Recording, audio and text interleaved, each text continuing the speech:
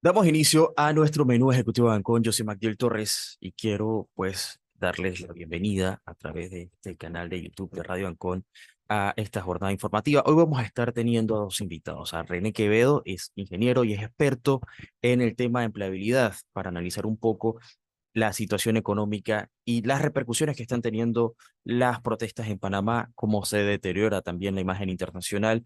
Y esta mañana, la Corte Suprema de Justicia anunció que acogió una de las dos demandas de inconstitucionalidad que fueron presentadas el pasado lunes en contra del contrato minero que fue aprobado por el Ejecutivo, sancionado por el Ejecutivo el pasado viernes.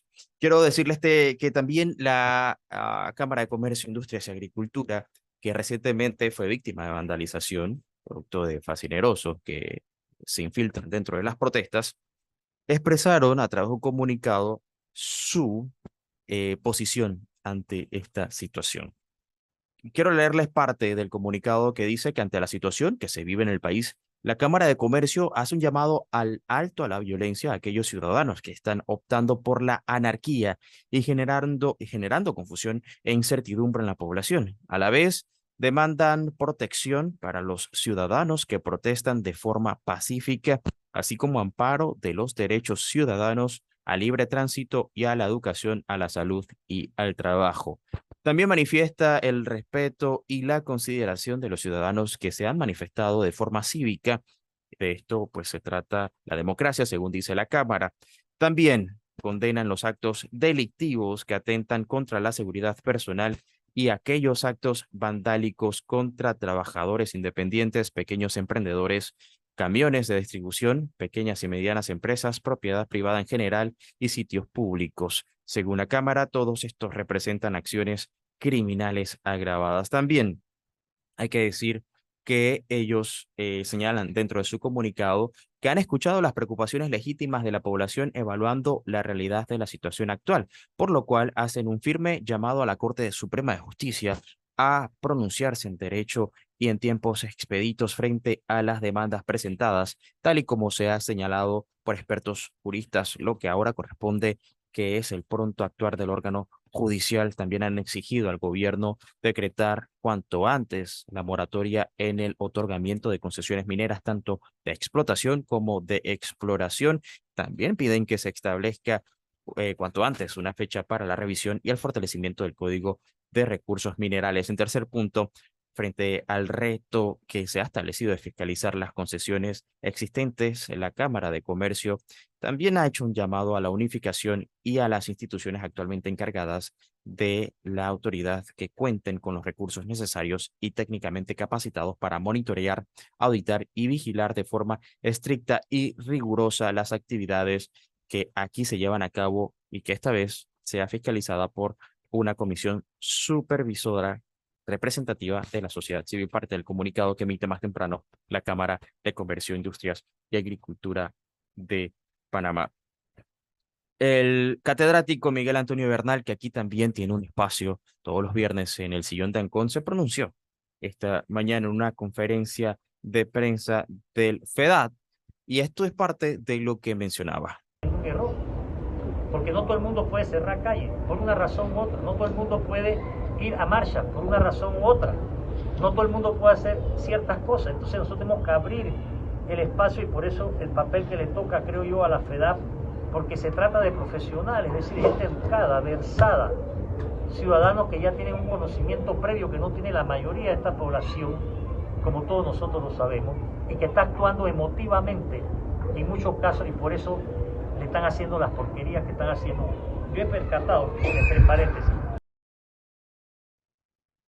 Quien también se ha pronunciado ha sido el secretario general del Sindicato Único de Trabajadores de la Construcción y Similares, Saúl Méndez, quien es también parte del movimiento Pueblo Unido por la Vida. Y esta mañana manifestaba que muchos de los medios tradicionales no están a favor del pueblo, algo que sin duda muchos desmienten, pero estos son parte de los comentarios que ha hecho en redes el secretario del Suntrax. Es corrupción. Hoy el país amanece con los medios de comunicación, tratando de dividir la lucha del pueblo unificado. Este pueblo está unido, está en las calles, manifestándose, en efecto, en defensa de la patria y la soberanía. Ahora pretenden decirle a los panameños que hay manifestaciones buenas y hay malas. Y las buenas son las que ellos quieren que tú creas, pueblo panameño, que son buenas, y las que ellos quieren que tú creas que es mala. Pues le tenemos una noticia. Este pueblo se ha unificado, este pueblo ha salido a la calle, masivamente ha salido a la calle y lo seguimos.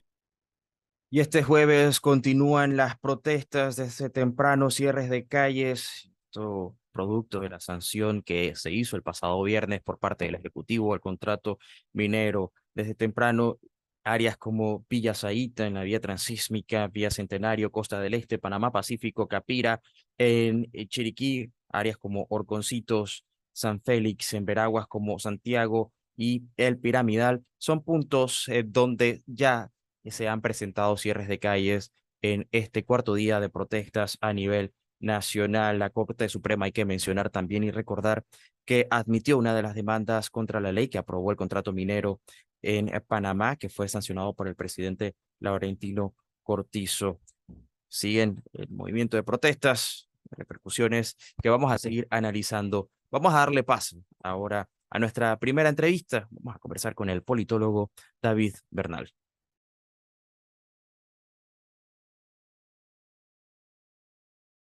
David Bernal, amigo también de la casa aquí en Radio Ancón y de Menú Ejecutivo, porque eh, queremos hablar un poco de esa noticia que se conoció esta mañana de la Corte Suprema que acoge la demanda, una de las demandas de inconstitucionalidad. David Bernal es abogado, politólogo, y también hay algo bien interesante en el caso de David porque él vivió unas protestas multitudinarias en Chile que tienen un matiz también bastante interesante por la participación juvenil. David, gracias por acompañarnos. ¿Cómo estás? Muy buenos días, buenas tardes, Magdiel, a toda la ciudadanía. Sí, casualmente pude tener unas remembranzas, unos recuerdos de lo que fue también los estallidos sociales, las protestas que se dieron en Chile, ¿no? En medio de una situación muy similar, donde habían reclamaciones y medidas que se habían dado de parte de las autoridades que querían y estaban deseando ser revocadas por parte de la ciudadanía. Entonces, sí, creo que hay muchas similitudes en la forma en la cual se dieron muchas de estas y también del sentimiento que subyace también en la población. Así que creo que ahí hay muchos aprendizajes también que podemos tener, inclusive de es la situación actual de Chile en estos momentos, después de todo ese proceso que han tenido, ¿no? Conocido también como estallido social. Por supuesto que sí. Y ahora, David, en el caso muy puntual de Panamá, conversábamos antes por chat sobre las posibilidades que tiene este meollo, este embrollo en el que nos hemos metido como país, luego de todo este proceso que ha causado más que incertidumbre, todo un tipo de respuestas negativas hacia el gobierno y hacia la decisión que se tomó. La Corte Suprema de Justicia acoge una de esas demandas de constitucionalidad que se presentan el lunes pasado.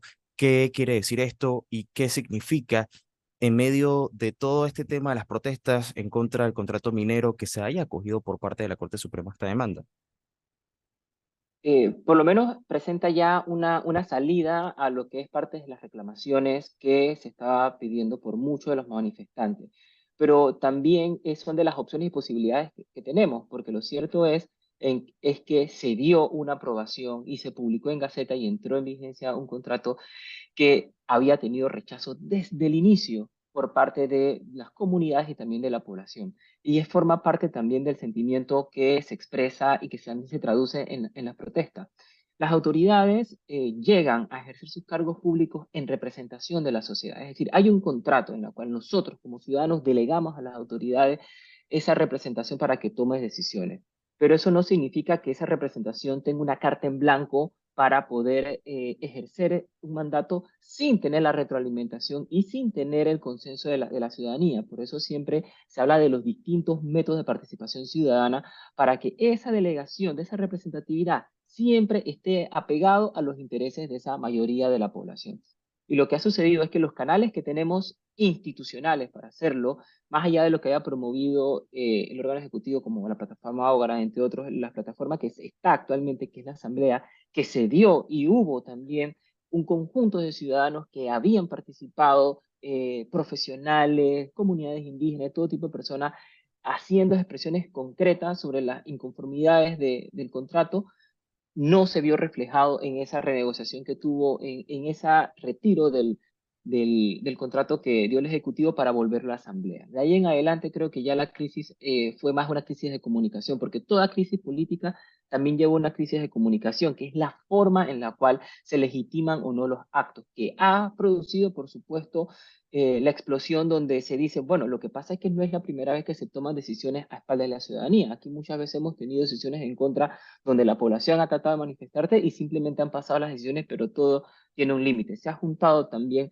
con las carencias a nivel de empleo, con los niveles de inseguridad que habían aumentado, se sumó también la falta de solución a los problemas de corrupción, de la toma de decisiones que habían tenido también una explosión similar en julio del año pasado, donde el tema de corrupción había salido, el tema de la toma de las decisiones, de ese hartazgo también en la forma que se hace política, de la falta de representatividad y no se buscó solución, simplemente se atajó y se vio el tema del combustible, del costo de la canasta básica, pero no se tocó el fondo de la raíz y es que hay una falta de representatividad en la toma de decisiones de las autoridades con respecto a la ciudadanía.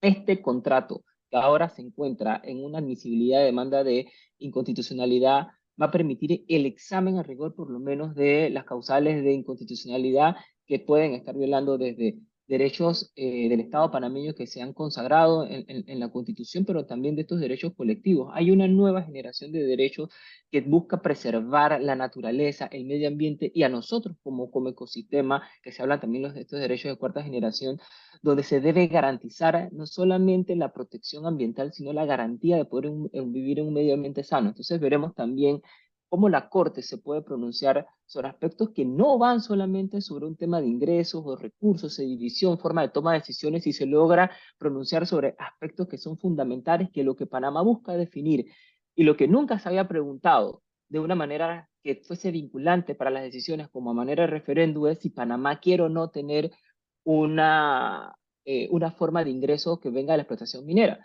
Muchos de los jóvenes miran los ejemplos en Centroamérica, buscan los ejemplos en otros países donde han apostado a un desarrollo que está basado en un turismo, está basado en la protección de los recursos naturales, en una convivencia con el medio ambiente, y eso se tiene que traducir también en las políticas públicas. Lo que pasa es que también Panamá por muchos años ha tenido un mal manejo de sus finanzas públicas. También podemos ver que esto se suma a una crisis de las finanzas fiscales, donde nuestra deuda ha tenido un endeudamiento muy escalonado. Se junta también en que si nosotros vemos las cifras que están en el INEC de las exportaciones de Panamá, 80% representa desde 2019 las exportaciones de cobre, principal exportación del país, es decir, que nuestro modelo económico también está descansando sobre una actividad que nos hace daño. Aquí tenemos que discutir de fondo, no solamente el contrato, sino cuál es la política que Panamá tiene frente al manejo de sus recursos, a la forma de administración fiscal que estamos teniendo, su capacidad de endeudamiento y en dónde estamos poniendo la capacidad productiva del Estado. Todavía no quedamos, si somos un país que apuesta a nivel turístico, a un turismo de inversiones, de conferencias, pero a la misma vez destruimos parte de nuestros recursos, aislamos también la parte del acceso a playas, es decir, todavía nosotros vamos de tumbo en tumbo en cuanto a las políticas, y estos grandes diálogos tienen el problema que si no se ponen en práctica generan desconfianza en la población. Y ese es una de las situaciones que podemos ver, que la capacidad de generar mesas de diálogo o la capacidad de generar entornos de discusión conjunta ya no tienen confianza y credibilidad en la población porque no se han puesto en práctica muchas de las recomendaciones o conclusiones que la ciudadanía legítimamente ha participado en muchas de estas discusiones, pero que no se han puesto en práctica. Entonces eso genera una desconfianza Claro. total y ante esa falta de desconfianza, las protestas se pueden mantener hasta que hayan una expresión clara de alguna respuesta que conlleve a la protección ambiental. Y lo digo de esta manera porque una de las propuestas que se están ventilando por parte de la ciudadanía es una moratoria minera en adelante. Eso es lo que te está hablando es que estamos considerando los recursos naturales como la prioridad para la ciudadanía panameña, pero que tampoco va de acuerdo a un modelo extractivista que tenemos, en la cual los ingresos los estamos obteniendo de una manera de delegar a la extracción de los recursos, pero no es la única forma de obtener recursos del país. Esa es la discusión que tenemos que tener, que nos pongan entre la mano o no hay recursos o explotamos el ambiente. Creo que no es la discusión que se está buscando. La discusión que se está buscando por parte de mucha de la ciudadanía viene reflejado es que tienen que tomar, que la delegación de la toma de decisiones no está en un grupo de personas, está en la mayoría de la ciudadanía, y que se busca que esa decisión sea sobre el futuro ambiental de Panamá. Y esa Ahora, sí es una David, discusión que la Corte va sí. a tener al analizar ese contrato. Ahora, como politólogo te pregunto, David, en el tema actual vemos que, como tú bien lo mencionas, no es la primera vez que este gobierno se encuentra en una encrucijada producto de un descontento social, y el último fuerte fue hace poco más de un año, en julio de 2022, que estalló por el aumento en los precios, no solamente descontrolados del combustible, sino también de la canasta básica. En esa ocasión, la respuesta del gobierno fue sentar a todos los sectores en una mesa nacional de diálogo que tuvo como resultado algunas cosas como el subsidio a la gasolina. Eso de alguna u otra forma también logró apaciguar las aguas en ese río tan revuelto. En esta ocasión nos encontramos en otra disyuntiva en donde prácticamente todo lo que se podía hacer previo a la firma del contrato no se hizo, y desata entonces todo este caos.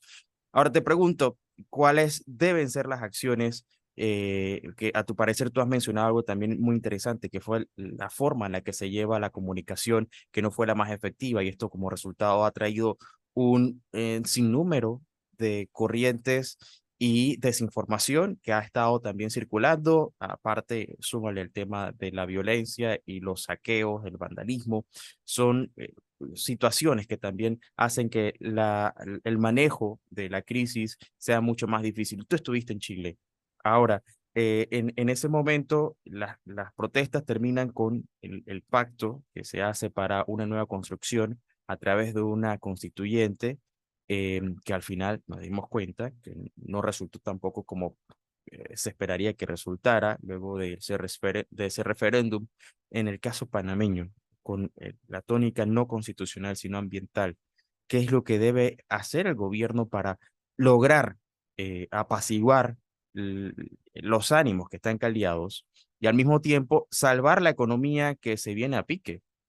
Sí, lo primero es que hay que buscar mejorar los canales de comunicación. Creo que sí se necesita, y que algo que se esperaba eran posicionamientos más reiterados, o por lo menos más tempranos por parte de las autoridades. Eso es importante porque eso puede dar a entender cuáles son los rumbos y las decisiones que se están tomando. Hay cosas que no se deberían hacer y que pueden aumentar el grado de conflictividad, y es por lo menos uno, enmarcarse en los actos de violencia, enmarcarse en los actos de vandalismo. Eso lo que hace es mandar un mensaje de no estar atendiendo las principales reclamaciones, y también hay un efecto que es un efecto de amplificación y de que se va en las personas, incitando también como una invitación indirecta a que esas son las acciones que están predominando y y no deberían ser las correctas. Lo segundo es mostrar cuáles serían las alternativas que se podrían estar dando a partir de entender cuál es la principal reclamación de las personas y cuál es la principal posición que va a tener el gobierno frente a la toma de decisiones. Creo que no hay una decisión blanco y negro en este momento. La Corte en estos momentos tiene una responsabilidad de entrar a profundidad en el menor tiempo posible sobre las consecuencias del contrato, y creo que también dos alternativas que tendría el gobierno es, uno, a partir de ese fallo, ver la posibilidad de una renegociación completa con la minería y buscar un cierre ordenado en el caso que sea favorable. En caso de que no sea una opción, dada la situación compleja económica, se tiene que explicar. Si Panamá en estos momentos no tiene una capacidad económica, tiene que haber un aumento, una reducción drástica del presupuesto, es decir, tienen que haber alternativas. Muchas de las soluciones políticas y crisis en otros países se solucionan muchas veces teniendo cambios en el gabinete, cambios en las estructuras presupuestarias, demostrando dónde está la prioridad del gobierno en los presupuestos y que se refleje en determinadas áreas específicas. En este caso, si el problema viene siendo las finanzas del Estado, tiene que haber una reducción, por lo menos, donde se implique que también hay un sacrificio de parte del Estado para poder compensar las fallas económicas o pérdidas económicas que han sido también producto de decisiones que se han tomado, en la cual muchas se han considerado en consulta. También tiene que existir alternativas donde la población pueda sentir que esta situación está teniendo una respuesta estructural o una respuesta permanente específicamente a los temas ambientales. Se tiene que llegar a una discusión que Panamá debe o no seguir explotando los recursos minerales, y esa es una discusión que se tiene que plantear ya el Estado panameño, y que si no es si no es un referéndum, por lo menos una papeleta que se presente en las próximas elecciones, se tiene que considerar. Eso podría ser una salida también, donde se le expresa a la población: miren, en las próximas elecciones vamos a tratar de definir el futuro de Panamá, si se explota o no. Por lo menos, no solamente hablar de moratorias. Creo que esas son algunas alternativas, pero lo más importante es que haya una comunicación fluida de qué es los puntos que se están poniendo en juego o en riesgo. Creo que la sustitución de las rentas provenientes de la minería es algo que se tiene que explicar, o es algo que el gobierno también debería poner dentro de sus prioridades de comunicación. De parte también de la ciudadanía, saber que esto también conllevaría un costo que tendríamos que estar dispuestos por lo menos a asumir una vez se dé un pronunciamiento de la Corte. Entender que Claro, tampoco es una situación que por los canales legales que tenemos, que se puede dar de la noche a la mañana. Eso es imposible. Y también un llamado siempre a desescalar la violencia. Creo que el tema de la violencia son temas aislados, pero que desde que se magnifican a través de medios de comunicación, de redes sociales, de compartir estos actos, lo que hace es también invitar a otras personas a que puedan mantenerse. Y eso ha sucedido en esta y muchas otras comunicaciones de temas de conflictos, situaciones de violencia, donde la empatía, también por acciones de sufrimiento, logran generar y aumentar el grado de descontento, y también desviar de las comunicaciones de los temas que son lo que han movilizado mucho de las protestas. Entonces también creo que mandar un mensaje que no son contra las infraestructuras públicas, no es contra el metro, no es contra los buses, no es contra otros ciudadanos que se va a resolver esta ciudadanía, es tratando de canalizar en propuestas y en acciones efectivas, ya sea propuestas de ley, ya que en propuestas de comunicación, de comunicados de parte de las autoridades que tomen algunas decisiones, que se puede canalizar estas situaciones. Pero sí hay que hacer también un llamado a que, más que no solamente enfocarnos, sancionar y condenar, que no sean estas acciones delictivas las que estén tomando el tema, por lo menos, de lo que se está reclamando. claro. David, propuestas es lo que señalas, es quizás una de las cosas que hace falta dentro de las protestas que se están desarrollando en este momento. Por último, en 5 minutos que nos quedan, David, el matiz político que tiene todo este tema de las protestas también, hay un factor importante tomando en cuenta que estamos a meses de las elecciones generales de mayo de 2024. Sí, aquí se requiere un cambio. Hay también una expresa comunicación por parte de los jóvenes. Son muchos los jóvenes los que han estado participando, y que su rechazo ha sido también contra estructuras políticas tradicionales, a la falta de oportunidades de consulta, a la necesidad de cambiar la forma en la cual se delega. También hay un hartazgo por el clientelismo, que se traduce en toma de decisiones alejadas de la ciudadanía o en detrimento de la ciudadanía. Hay un tema de corrupción que también subyace en las propuestas, y que es la inconformidad por la cual muchas personas han salido a las calles. Es decir, se expresa como detonante en el contrato minero, pero que detrás de eso también hay claras necesidades en buscar mejores oportunidades de empleo, en la falta de servicios básicos como agua, luz, que no llega a las comunidades, y eso se tiene que traducir y se va a traducir en propuestas y también en nuevas ofertas electorales. Son muchos los liderazgos que han surgido en estas propuestas, muchos jóvenes, sobre todo candidatos de distintas circunscripciones independientes, son los que han tomado el liderazgo de decir: estas cosas no se van a continuar, esto no va a continuar de esta manera, y que requieren nuevas figuras para esto. Por lo menos desde acá, desde Juan Díaz, en la cual yo también formo parte de esta candidatura, la propuesta es tener propuestas concretas para poder combatir la transparencia. No es posible administrar los recursos públicos sin transparencia y sin participación.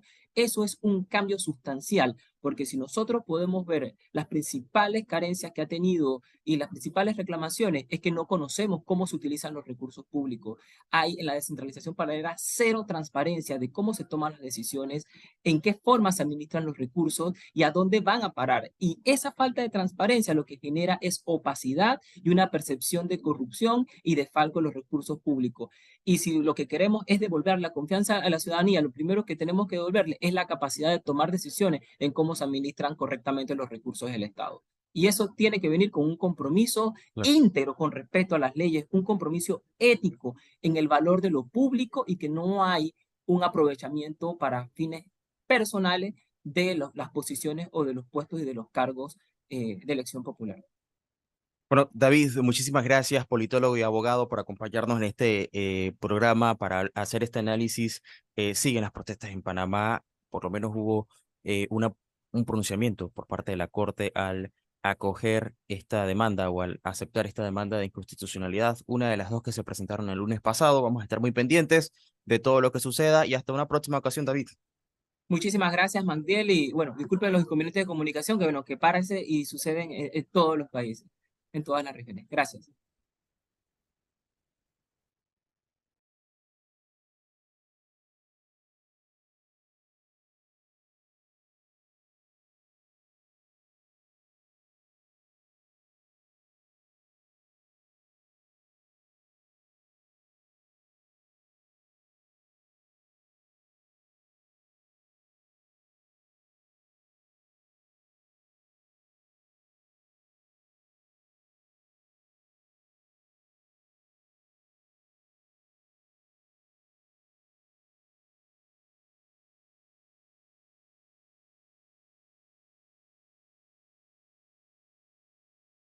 Ayer se cumplieron 3 días de manifestaciones multitudinarias en varios puntos del país. Uno de los factores importantes a destacar es la alta participación de jóvenes dentro de estas protestas en rechazo al contrato de concesión minera sancionado recientemente por el Ejecutivo.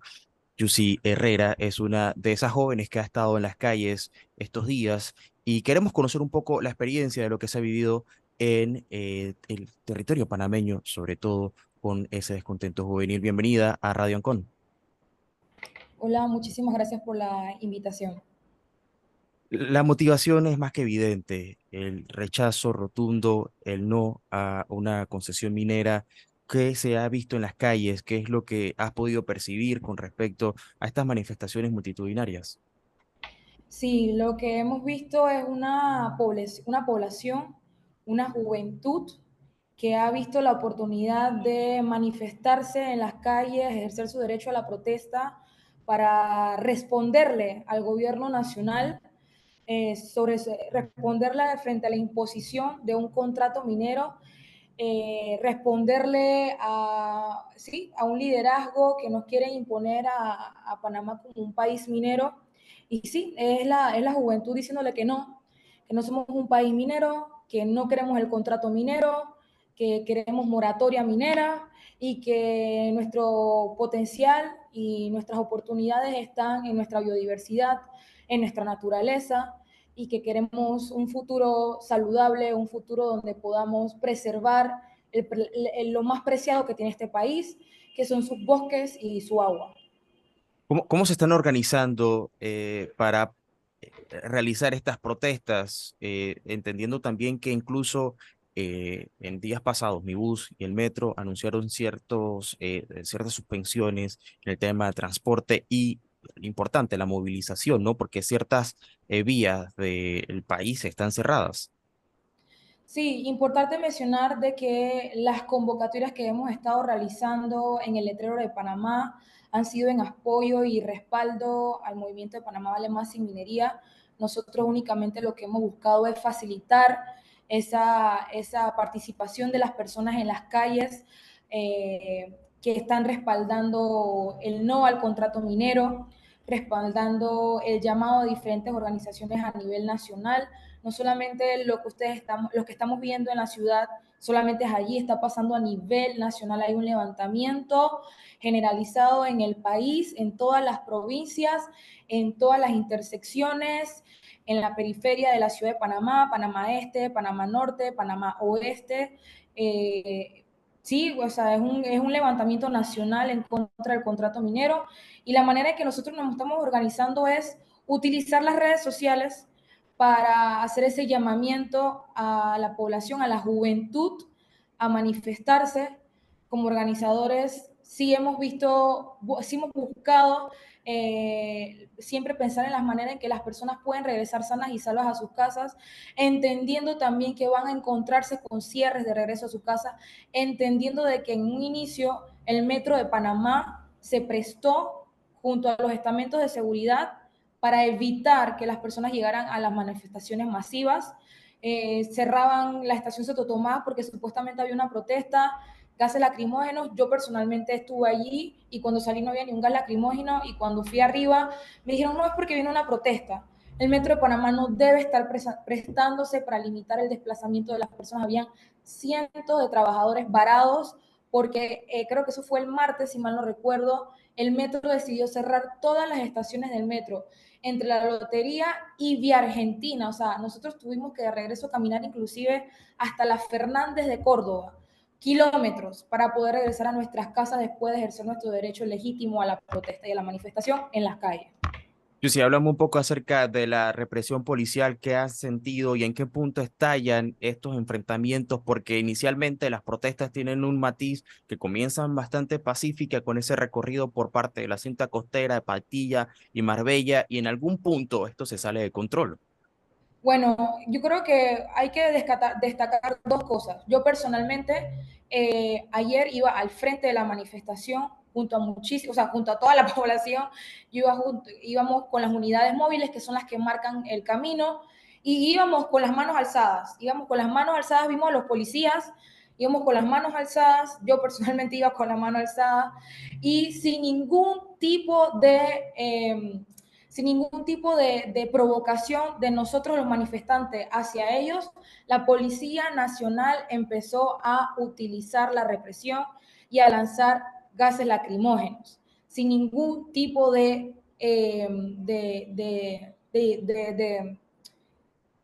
sea, nosotros no estábamos haciendo nada, nosotros no estábamos caminando y lo único que tenían que hacer era dejarnos pasar y eso era todo. Entonces, es importante destacar que quienes vamos al frente de la protesta siempre vamos a ir hacia el frente porque tenemos un derecho que tenemos que ejercer y no puede ser que en este país nos tenemos que dejar intimidar porque tenemos policías al frente, tenemos que avanzar. Pero obviamente utilizaron un nuevo armamento que lanza como 20 gases lacrimógenos y la gente no pudo evitar no correr hacia atrás. Sí tenemos conocimiento y organizaciones con más experiencia en protestas nos han alertado de que los gobiernos de turno, inclusive la Policía Nacional, tiende a mandar infiltrados para que generen disturbio a los lados de las protestas, que como ustedes vieron en muchos videos, los manifestantes en lo que podían trataban de decirle que por favor no, que no vandalizaran, que no rompieran vidrios. Pero por otro lado, sí estaba el otro frente de manifestantes que va a defender. O sea, no nos vamos a dejar, no podemos simplemente permitir que ellos nos tiren gases lacrimógenos y ya. Entonces, sí es importante hacer esa diferenciación de que nosotros como pueblo panameño también tenemos el derecho de defendernos. No puede ser que tenemos que estar dejándonos intimidar cada vez que una unidad policial no nos quiere dejar pasar. Pero sí tenemos que reconocer de que en efecto sí se dan los casos de los infiltrados a los lados. Lo que te puedo decir es que es algo que para nosotros que solamente facilitamos el inicio de la protesta y tratamos de poder llevar adelante la manifestación, de recordar las consignas de no a la minería, de la derogación al contrato minero, sí es bien difícil. O sea, ayer habían casi más de 20.000, 30.000 personas y es algo que simplemente no se puede controlar, pero que los mismos manifestantes tomaron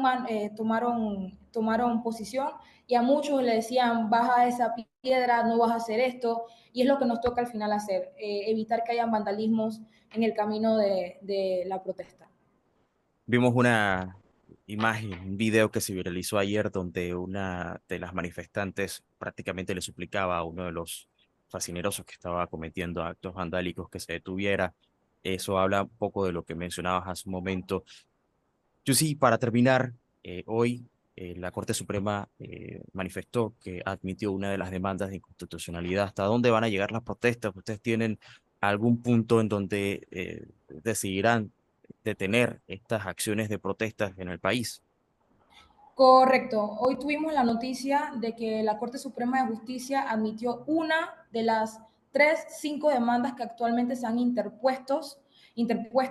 Nosotros nuevamente en apoyo y respaldo a las acciones legales que están haciendo diferentes frentes, vamos a estar respaldando convocatorias en la Corte Suprema de Justicia para que escuchen el clamor panameño de que no queremos ese contrato minero y de que ellos tienen que tener un rol expedito en declarar inconstitucional, fallar como inconstitucional el contrato ley 403, si mal no recuerdo.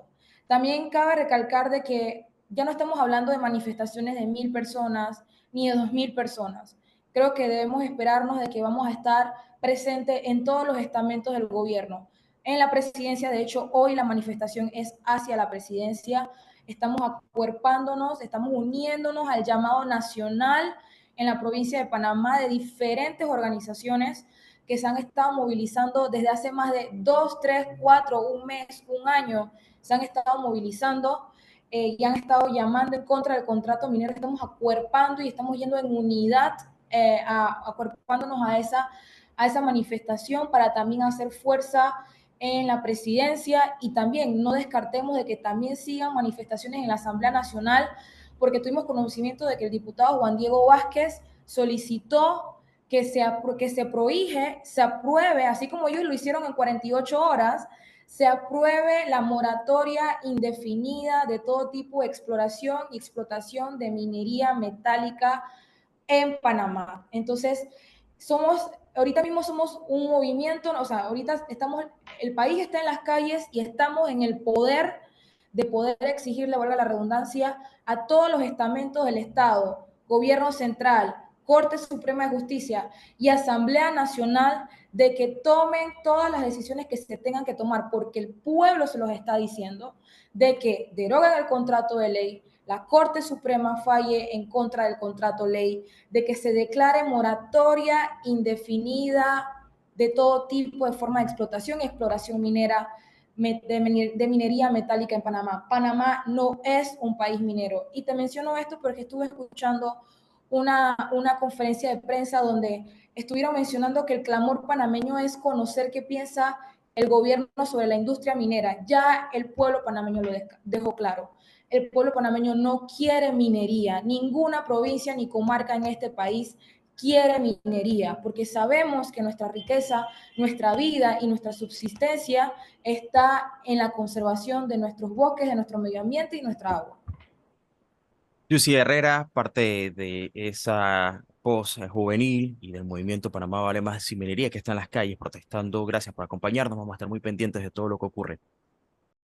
Y ahora tenemos con nosotros al ingeniero René Quevedo, consultor eh, económico y comercial, quien muy amablemente, como siempre, ha aceptado nuestra invitación para hacer este análisis de la crisis política y toda la repercusión que genera el número de protestas que ha paralizado el país nuevamente por una ocasión más dentro del gobierno de Laurentino Cortizo, que sigue pasando factura después del intento de recuperación económica luego de esas medidas tan estrictas que se aplicaron en pandemia. Ingeniero, usted ha sido uno de los que ha denunciado ampliamente todas las medidas restrictivas que tuvo el COVID y su impacto económico. Ahora nos encontramos con una situación que tampoco contribuye mucho a mejorar la perspectiva económica de nuestro país. Sí, bueno, buenos días, Magdiel. Un saludo a la audiencia, es un placer siempre venir acá. Efectivamente, estamos viendo lamentablemente una situación complicada desde el punto de vista social y económico. Habiendo pasado por una pandemia, obviamente yo siempre lo enfoco desde el punto de vista del impacto sobre el empleo y la inversión. nosotros, como he dicho ya antes en este programa, el 70% de los empleos en Panamá son presenciales. Esto quiere decir que la gente tiene que desplazarse, o sea, la gente tiene que ir a trabajar. Hay pues, gente que trabaja con teletrabajo, etcétera, pero somos la minoría. Es decir, Panamá ha sido una economía de 70% presencial desde hace 30 años, o sea, no es algo que vaya a cambiar. Entonces, si analizamos lo que pasó en la pandemia, Panamá adoptó las políticas de restricción de movilidad más severas de toda Latinoamérica y pagamos el precio socioeconómico más alto, que incluyó la cuarta peor contracción económica en el mundo y la pérdida de 407.000 empleos formales del sector privado, es decir, 47% de todos los empleos formales que había antes de la pandemia. Entonces, estamos viendo, y ya también vimos lo que pasó con las protestas de julio del año pasado, y pues nos está costando, la economía y el empleo se están recuperando, pero a velocidades diferentes, y ciertamente esto que está pasando no ayuda, de hecho nos echa para atrás. En momentos cuando históricamente las fiestas patrias, digamos los días festivos, son fechas en las cuales se incrementa el empleo, se incrementa la actividad comercial, pareciera que esto no va a ocurrir. Se va a impactar mucho el comercio, y lo importante de todo esto es que 2 de cada 3 empleos en el comercio son trabajadores informales y empleados de empresas que tienen menos de 10 colaboradores. O sea, estamos hablando realmente de gente, de microempresarios. Lo mismo también ocurre con el turismo, con hoteles y restaurantes, por ejemplo, donde el 80% de los trabajadores tienen menos de 12 años de escolaridad y trabajo presenciales. Bueno, y todo lo demás, ¿no? Lamentablemente, pues, nosotros al impedir movilidad generamos desempleo casi de manera automática. A mí me preocupa, pues, el tema digamos, de los cierres de calle, particularmente los cierres de carretera, porque pues afecta el flujo de comida al pueblo. Entonces, pues lamentablemente estas medidas de restricción de movilidad, cierre de carreteras, terminan perjudicando a la gente humilde, ¿no? Y a todos, nos afecta a todos. Yo espero que esto se pueda buscar un camino de entendimiento. Obviamente hay esa queja con respecto al tema de la manera como se aprobó el contrato minero. Sin embargo, creo que por lo que se está protestando es un cúmulo de cosas. Creo que sería miope decir que se está protestando exclusivamente por el contrato minero. No, el contrato minero fue lo que detonó este proceso, igual que fue la subida de la tarifa del metro en Chile y la reforma fiscal que se quiso hacer en Colombia por parte del presidente, en aquel momento el presidente Duque. Son elementos que aglutinan eh, digamos, el sentir popular.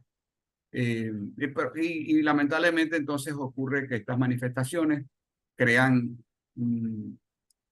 digamos, crean telón de fondo, crean oportunidades para que haya actos de vandalismo y delincuencia, que es lo que debemos tratar de evitar a toda costa.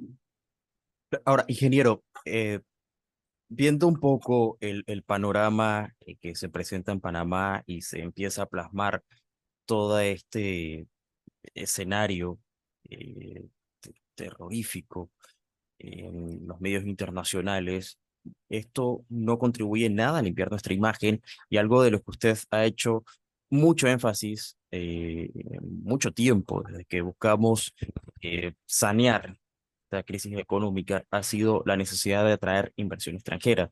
Esto Sí, pues nos juega en contra, y sobre todo viendo los titulares de medios como DW, como Radio Francia o France 24 y muchos otros como CNN, donde la imagen del país sigue siendo deteriorada.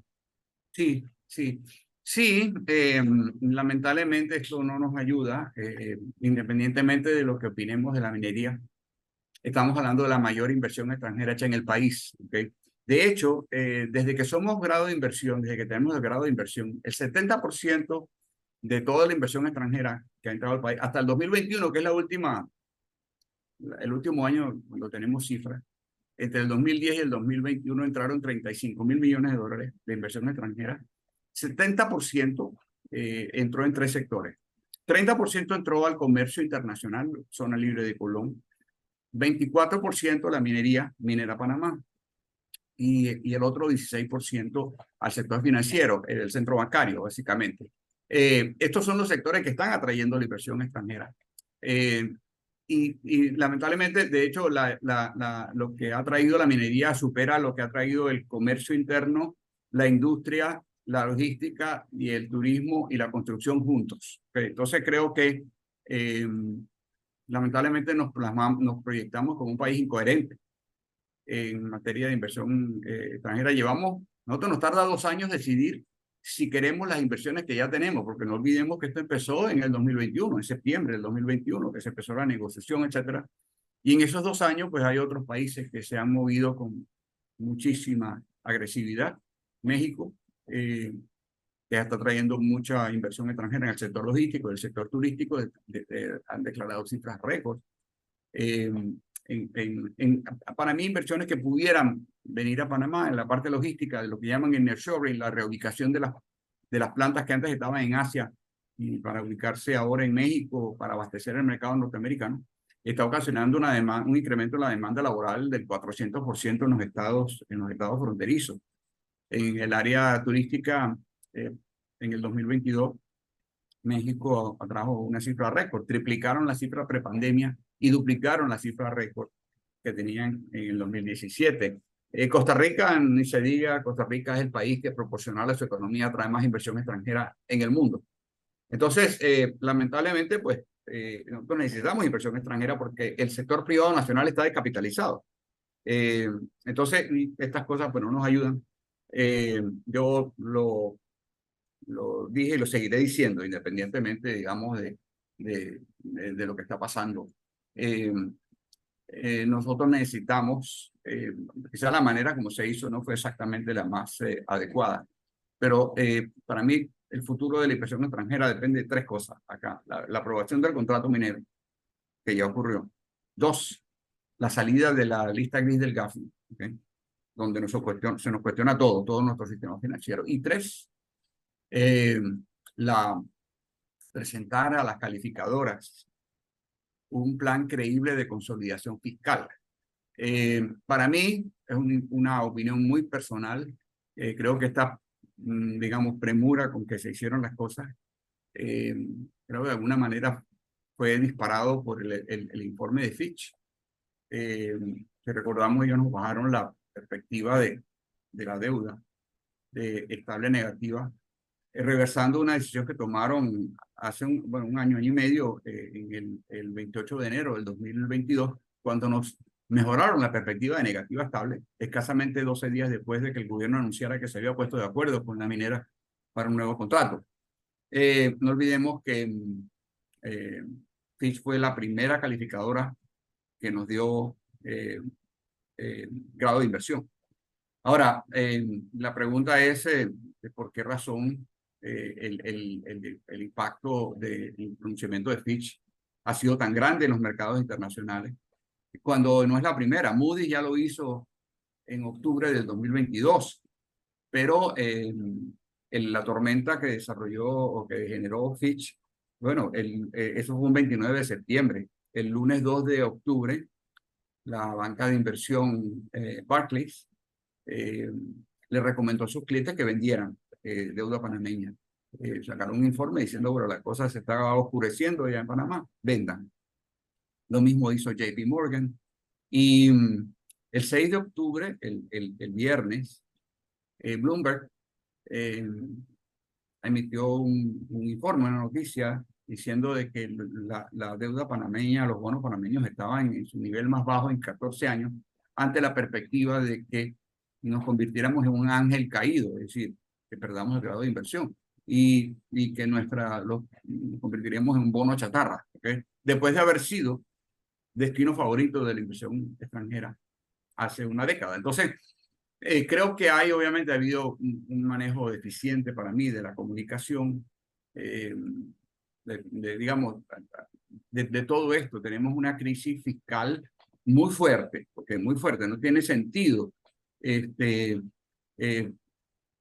tratar de proyectar una solidez de las finanzas públicas cuando no existe, no es real. Claro.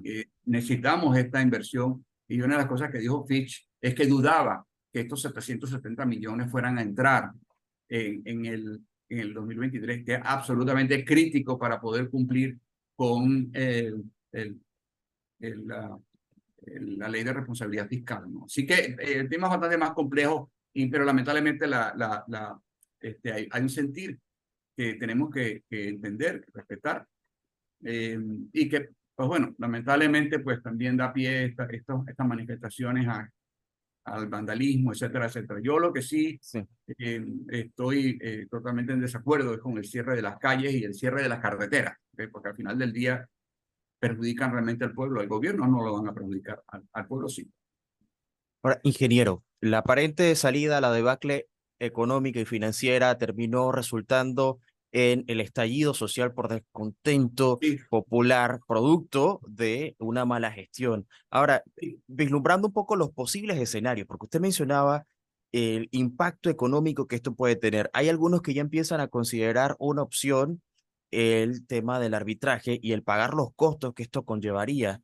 ¿Cuáles serían los posibles efectos que tendría nuestro país el entrar en medio de una crisis como esta, tomando en cuenta que ya tenemos un déficit fiscal evidente y que el panorama, y sobre todo en el tema de inversiones, cada vez se deteriora más y no hay aparente salida a una casi inminente crisis económica?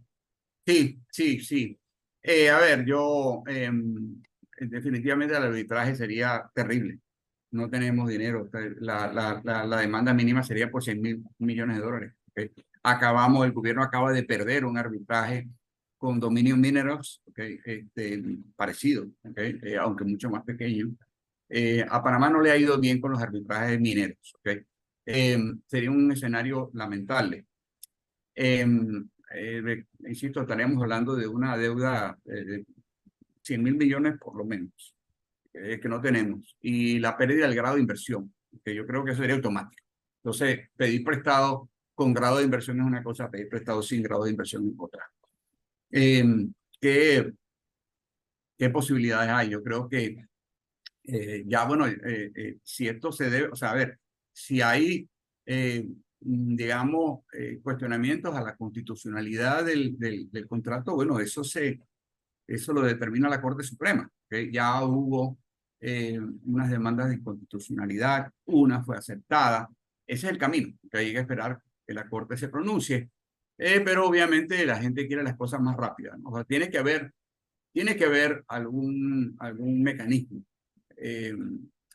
para poder... el contrato no se puede deshacer como la gente está pensando que se puede deshacer como se hizo con la ley Chorizo, ¿no? Porque estamos hablando de... Y esto ha sido explicado por juristas, inclusive juristas que están opuestos a la minería. Porque esto implica un contrato entre dos partes. Tendría que la empresa minera decir, bueno, sí, yo estoy de acuerdo, porque hay cosas que no va a ocurrir. Hemos tardado 2 años para que esto se concrete, ¿no? Entonces, a ver, yo creo que posibles escenarios, uno, bueno, digamos, esperar hay un tema de premura, que la Corte se tiene que pronunciar rápido. Por otro lado, creo que hay inclusive algunas acciones que ya tomó la Cámara de Comercio, algunos gremios, solicitando una moratoria minera para nuevas concesiones, lo cual me parece prudente, hasta que no se desarrolle un marco institucional adecuado.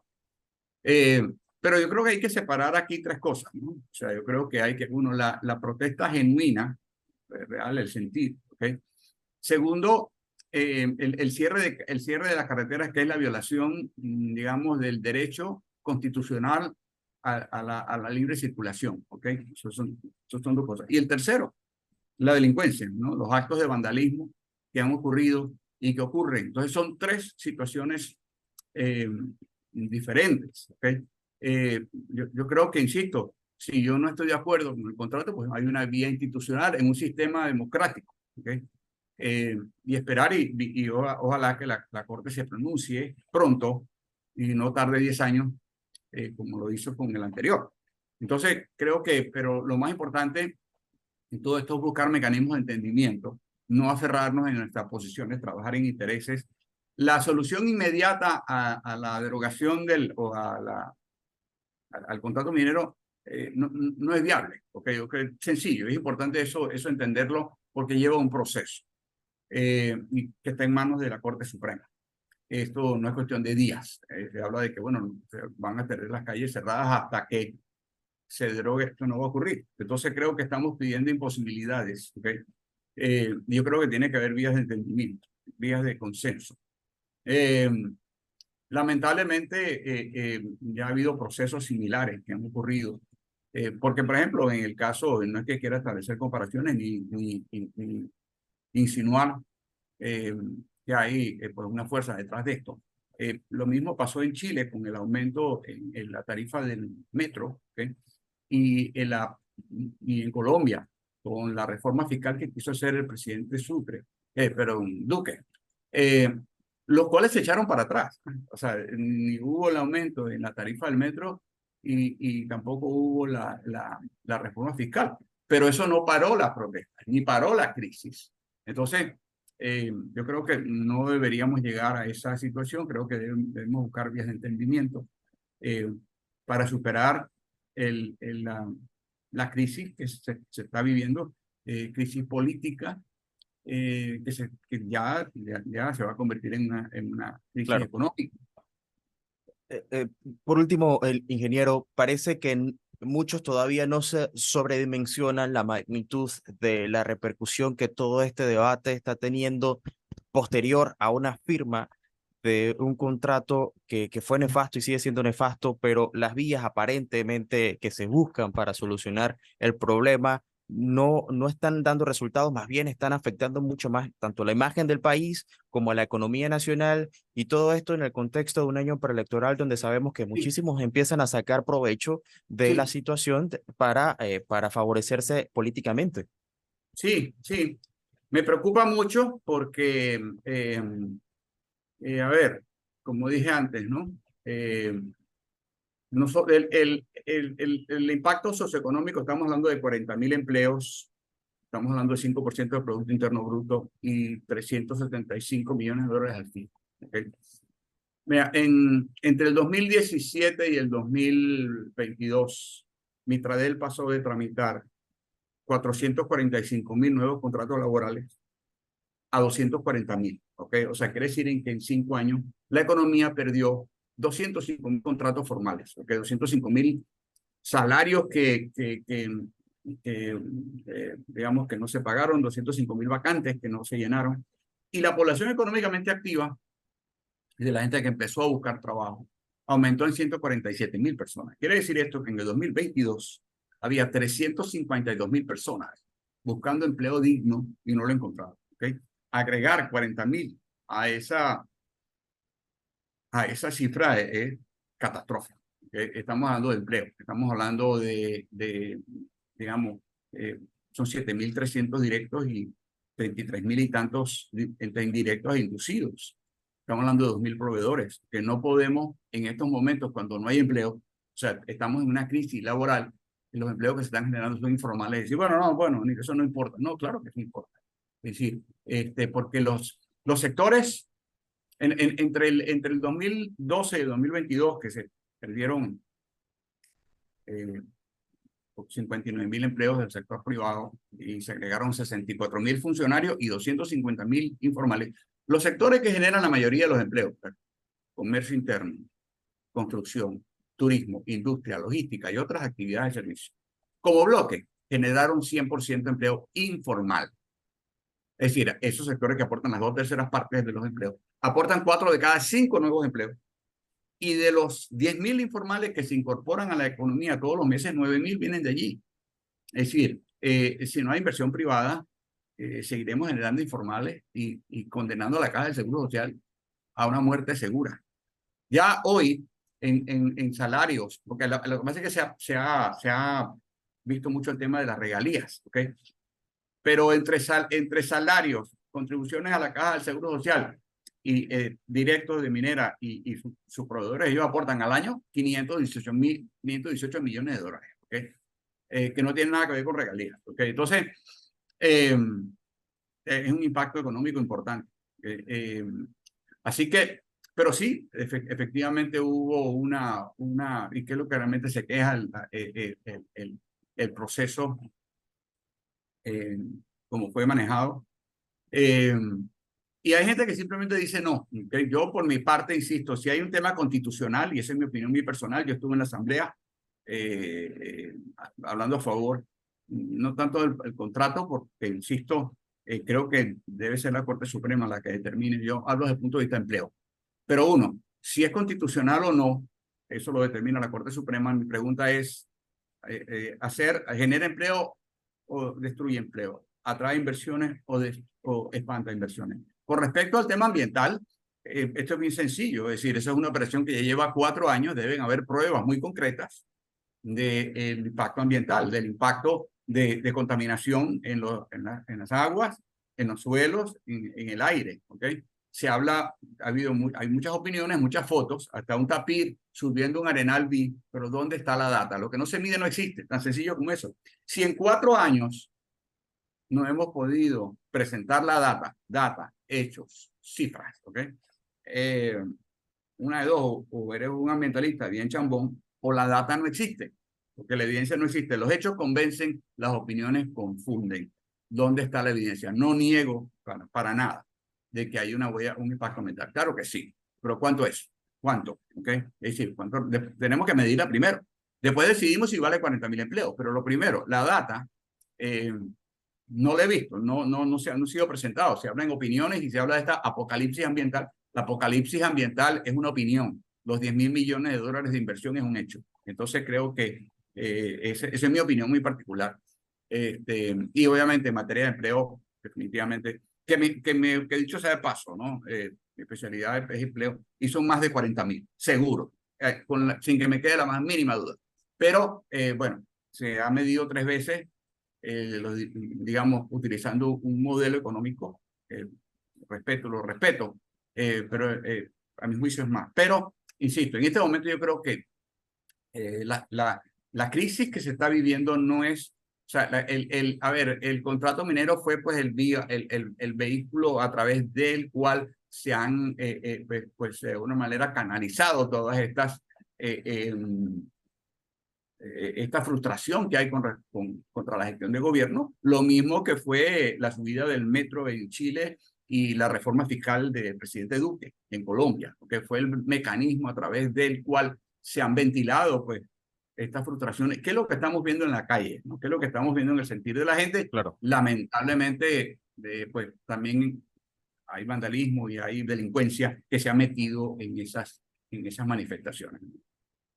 Bueno, ingeniero, gracias por ese análisis que nos brinda a la audiencia con respecto al impacto económico que esto está generando y los posibles escenarios que puede tener este momento de cómo se maneje la situación puede afectarnos más o puede ayudarnos a pasar este trago amargo, este episodio tan sensitivo de la historia reciente de la democracia panameña. Creo que para todos es preocupante y que para muchos se trata de un punto de no retorno. Estaremos muy pendientes. Muchísimas gracias, como siempre, por aceptar nuestra invitación aquí a Radio Ancon. Un placer. Gracias por la invitación. Hasta una próxima ocasión. Nos vamos.